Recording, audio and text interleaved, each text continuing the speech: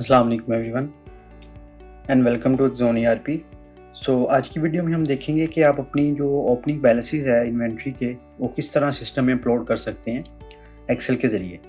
सबसे पहले सिस्टम पर चलते हैं। स्टॉक के लिए हम इन्वेंट्री मैनेजमेंट ओपन करेंगे। अब आप देख सकते हैं यहाँ पर इन्वेंट्री मैनेजमेंट में सबसे पहला ऑप्शन मेरे पास इन्वेंट्री एडजस्टमेंट का है। मैं इसको ओपन करता हूँ। ओपन करते सार ही हम इसकी क्रिएट करते हैं।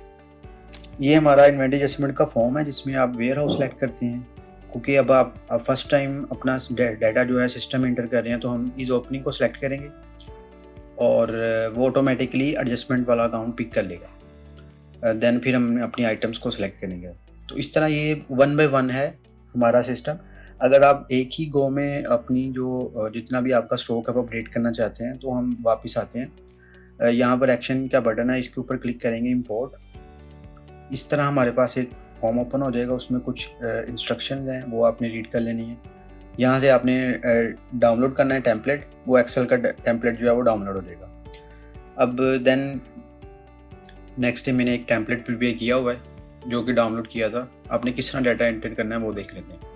तो इस टेम्पलेट में सबसे पहले हमारे पास एक्सटर्नल ट्रांजैक्शन आईडी आती है, ठीक है, क्योंकि आप एक ही ट्रांजैक्शन बना रहे हैं तो 1 लिख देंगे। अगर आप मल्टीपल ट्रांजैक्शन बनाना चाह रहे हैं तो जितनी आइटम्स की आप एक ट्रांजैक्शन बनाना चाह रहे हैं एक लिखते हैं। अगर लेट्स सपोज आपने 20 के बाद दूसरी ट्रांजैक्शन बनानी है तो यहाँ से फिर यहाँ पर 2 लिख देंगे। अब मैं एक ही ट्रांजैक्शन बना रहा हूँ तो मैंने 1 ही लिख दिया। देन जी उसके बाद आपने वेयर हाउस अपना सेलेक्ट करना है। जैसे मेरा मेन स्टोर है तो आपका जहाँ जो भी वेयर हाउस आपने ओपन किया हुआ सिस्टम है आपने वो सिलेक्ट कर लेना है।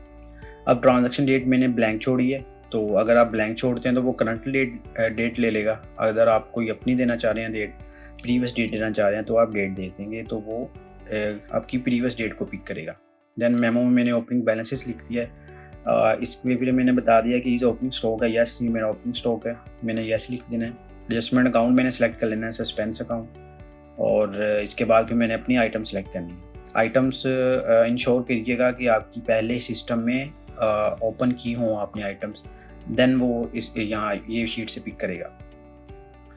उसके बाद फर्दर आते हैं। अगर आपने कोई आइटम की डिस्क्रिप्शन लिखनी है वो लिख देंगे। जैसे यूनिट ऑफ मेजर मैंने ब्लैंक छोड़ दिया तो वो ऑटोमेटिकली पिक कर लेगा जो आपने आइटम क्रिएट करते वक्त दिया होगा। देन फिर हमारे पास क्वांटिटी है, फिर जो स्टॉक आपके पास अवेलेबल होगा हम उसकी क्वांटिटी लिखेंगे, और देन कॉस्टिंग मेथड जो है वो हम मैनुअल सेलेक्ट कर लेंगे। देन फिर जी उसके बाद हम unit of measure, unit price, हम क्या प्राइस है उसकी, परचेज प्राइस आपने किस प्राइस पे आपने सिस्टम में जो स्टॉक है वो अपडेट करवाना चाह रहे हैं। तो इस तरह आपने अपना डाटा पुटिंग करके इसको सिंपली सेव करना है।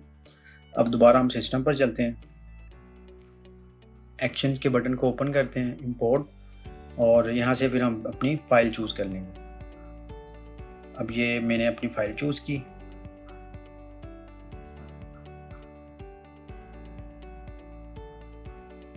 फाइल चूज़ करने के बाद मैं इसको ओपन करता हूँ। अब मैंने इसकी मैपिंग करनी है, तो ऑलरेडी क्योंकि हमने डाउनलोड टेम्पलेट किया हुआ था तो उसमें ऑलरेडी मैपिंग हो जाती है ऑटोमेटिकली। अगर आपने कोई अपनी एक्सेल स्प्रेडशीट बनाई है तो आप उसकी हेडिंग्स को अपनी जो सिस्टम की हेडिंग है उसके साथ मैप कर सकते हैं। तो इसको सेव एंड कंटिन्यू करते हैं, वैलिडेट करते हैं डाटे को। अब आप देख सकते हैं कि उसने वैलिड कर दिया 90 की 9। अगर उसमें कोई एरर होगा तो आपको रेड हाईलाइट कर देगा, और इनवैलिड में वो उतनी क्वांटिटी की जो इनवैलिड आइटम्स हैं वो आपकी शो हो जाएंगी। तो इसमें अब ऑलमोस्ट सभी 90 हमारी आइटम्स थी, उनका बैलेंस जो है वो हमने इसमें दिया था, तो वो उसने वैलिड दी है। इट्स मीन कि उसमें आपका किसी भी किस्म का कोई एरर नहीं है। आपने जो सस्पेंस अकाउंट सेलेक्ट किया अकाउंटिंग के लिए वो भी ठीक है, आपने जो वेयर हाउस सेलेक्ट किया वो भी ठीक है, और इस तरह आपने जो अपनी आइटम्स दी हैं और वो भी ठीक है। तो अब सिंपल इसको आपने अपलोड करना है एंड दैट्स इट। तो ये आपका अब जो हमने अभी आइटम की थी देख लेते हैं। ये भी हमने ट्रांजैक्शन की है एक्सेल के ज़रिए, उसने आपकी एक ट्रांजैक्शन बना दी है।